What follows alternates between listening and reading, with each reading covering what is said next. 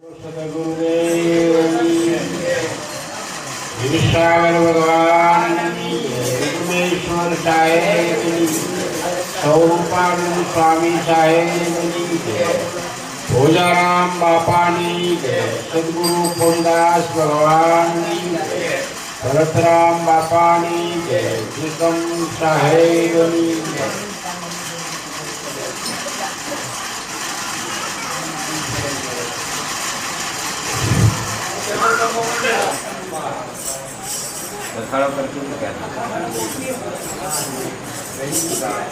हवड़ा में यात्राए ગયા હતા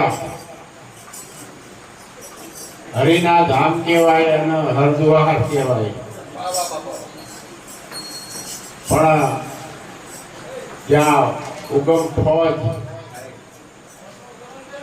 જો હરિના ધામમાં કિલોલ કરતી હોય જો આપણે ઘરે બેસી ગયા હોય તો એ બરાબર નહીં. ખરેખર અહીંથી તો ઘણા પુરુષો આજે જાનતીરામ બાપા, રશ્મિદાન બાપા અને આપણા ગોવર્ધન બાપા તો ત્યાં આગળ ગોવર્ધન બાપા થઈ ગયા. ગોવર્ધન બાપા થઈ ગયા.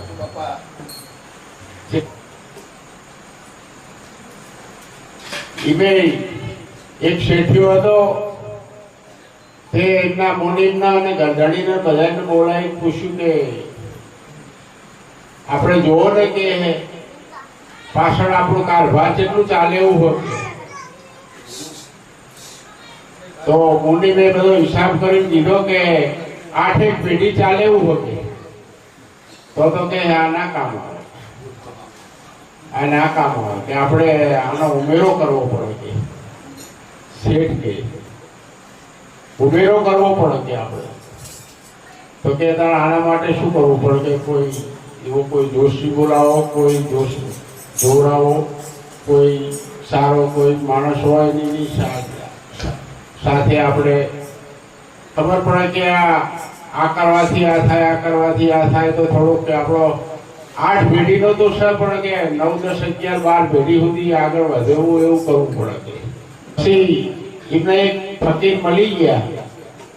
ફકીરે કીધું કે તમારે જો પેઢીઓ વધારવી હોય ને તો કે તમારે આ જે 8 પેઢીનું હોય ને એનો ભંડારો છોડી દેવો પડશે અને કે રોજ તમારે જમણવારો કરવો પડશે અને ચાહે ગામમાં કોઈ શેડે ગમે તે કોઈ ભૂખ્યો હોય ને તો ત્યાં જઈને તમારે જમાડી આવવા પડશે જો તમારે 8 થી ઉપર 9મી પેઢી ઉપર વધારો કરવો હોય તો. અને ભાઈ ફરતા ફરતા શેઠ અને શેઠાણી ગામના પાદરે ગયા અને એક ગરીબ માણસ બેઠેલો એનું નાનું એક ઝૂંપડું લઈ કામ ધંધે જાય ને કોઈ હાલત ખાય ને પડી રહી પણ એને કીધું કે કાલે મારે સાંજે તમારું ભોજન લાવવું કે મારે અને તમારે જમવાનું કે હવે એના ઘરમાં જોવો ને તો આ તારે ખાધું પછી કાલનું કશું ના હોય, બપોરે ખાધું પછી સાંજનું કશું ના હોય એવા માણસ. હવે શેઠ ને શેઠાણીએ કીધું કે અમે ભોજન લઈને આવીશું, તમને અમે જમાડીશું કે એટલે સારું કે પણ ભોજન લઈને આવવામાં વાર થઈ ત્યાં સુધીમાં તો કોઈ થોડો શાક નો રોટલો કે એવું કોઈ આપી ગયા તેને તો ખાઈ લીધું.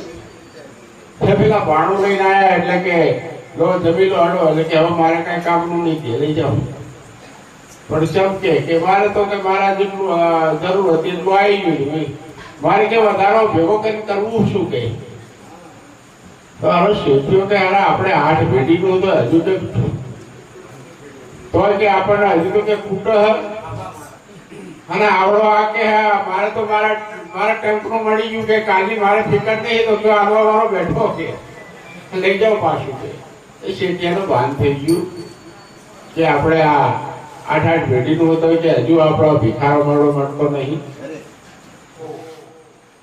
ગોવર્ધન બાપા જો અને એક વખત ભલારામ બાપાના અને બધા હાથે કે હરદ્વાર જવાનું હતું ને કારણસર ભલારામ બાપા ના જઈ શક્યા.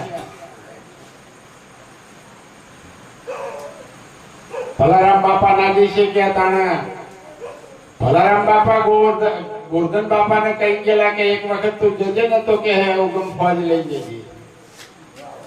એટલે ભલારામ બાપાનું વચન ગોરધન બાપાએ હરદ્વારની અંદર પાડી દીધું. અને આપણે જે ક્યાંય બધા મોજ કરીને આવે બધા જાણીએ છીએ ખરેખર. એટલે ગુરુ મહારાજના ભજનમાં આવીએ અને ઉભા થઈ જતા રહીએ પછી કાલ ભૂલી જઈએ પછી આઠમ આવે એટલે યાદ કરીએ એવું ના કરતા. રોજ આઠમ આપણે રોજ આઠમ આપણે હોવી જોઈએ. રોજ આઠમ, રોજ બેસતું વર હોવું જોઈએ, રોજ જાણણી હોવી જોઈએ આ નામની અંદર. મને મારે કિશન બાપા કહેતા, મારા દાદા ગુરુ થતા અને એમના ગુરુ ઉગારામ હતા અને ઉગારામના ગુરુ હિરસાગર હતા. કિશન બાપા મારા ગુરુ ખોડદાસ બાપાના ગુરુ હતા. મને કે બેટા ધાર કરી દેવાની, ધાર કે સમરણની ધાર કરી દેવાની જો કાંઈક મેળવવું હોય તો કૂતા હોય તો બીજા વિચારો શા કરવાના, બાપાના ગુણ ગાવાના, બધા તો સમરણ કરવાનું અને એમાં હોઈ જવાનું. જો હવાર પડે એની સ્થિતિ ઉઠો તો તમારી હાજરી પૂરી ભરાઈ જાય. અને બાપા આવડા કહેતા, ભરત બાપા આવડા કઈ વાત કરતા એની અંદર આ ભગવાન ભેળા હા અને ભગવાનની હાજરી તો ભેળી જ છે. પણ માણા તમે હોઈ જાઓ ત્યારે તમારી ખબર કોણ રાખે? આપણી ખબર કોણ રાખે? આપણને કઈ ભાર હોય? સત્તાએ ભજન કરવા માટે તમે જોજો, એક વ્યક્તિ જોઈ લેજો કે 2:30 થી 3 વાગે, 4 વાગે, 4:30 વાગે ત્યાં સુધીમાં તમને એની ફેરીમાં જગાડશે. એ પરમાત્માની ફેરી ચાલુ હોય છે, સદગુરુની ફેરી ચાલુ હોય છે અને એ તમને જગાડે છે, ઉઠો ટાઈમ થઈ ગયો ભજન કરવા. ત્યાં કોઈ બધી પીડા ફૂંકતા હોય તો 1-2 પીડા પી લે, કોઈ વળી ચાલુ પછી તો તમાકુ સૂકો બહારી મોંમાં ઘાલી દે, કોઈ વળી પેશાબ પાણી કરીને હોઈ જશે. પણ આ ભજન યાદ નહીં આવે. ખરેખર કુદરતની ફેરી જ હોય આપણા માટે, બધાના માટે કુદરતની ફેરી જ હોય. એમ જો મારા નાથે આપણને સમરણ ધ્યાન આપ્યું હોય અને આના કોઈ મોટું ધને નહીં. આજે આપણે આ જંગલમાં જો મંગલ થઈ ગયું હોય ને તો એની દયા થયું હોય. બધાનો વાહો ધર્મ. અહીં આગળ ભોજારામ બાપાની હાજરી હે, ઉગારામ બાપાની હાજરી હે, હિરસાગર દાદાની હાજરી હે, સૌરૂપાનંદ સ્વામીની હાજરી હે અને અહીંના હયાતીના સંતોની પણ હાજરી હે. નામી ધર્મી પુરુષોનો પણ અંદર આમાં ફાળો. તાણા આજે આવી અહીંયા અત્યારે અંધારે નીકળવું લોકોને કાઠું પડે ને અત્યારે આ તમે ઇન્દ્રનો તો હજુ આપણે જોયું નહીં પણ આ ઇન્દ્રપુરી હાલમાં દેખાય આપણને.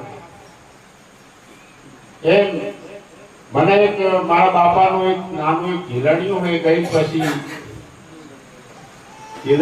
ગઈ પછી બાપાને આપીએ.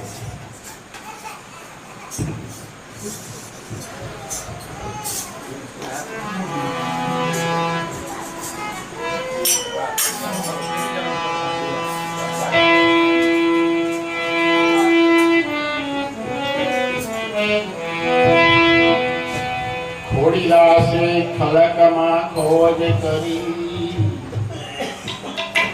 અને જાણ્યું સૈનિક નામ. સાહેબ કિશન પ્રતાપથી પ્રગટ થયું સતનામ. તો હિરસાગર મુજે હરદેવ શ્યાણ અંતરમાં થયો ઉજાસ. તિમિર મારા ચડી ગયા અનેક ભાવે ભજે ખોડીલા. કાયા કંચન નગર સોહામણો.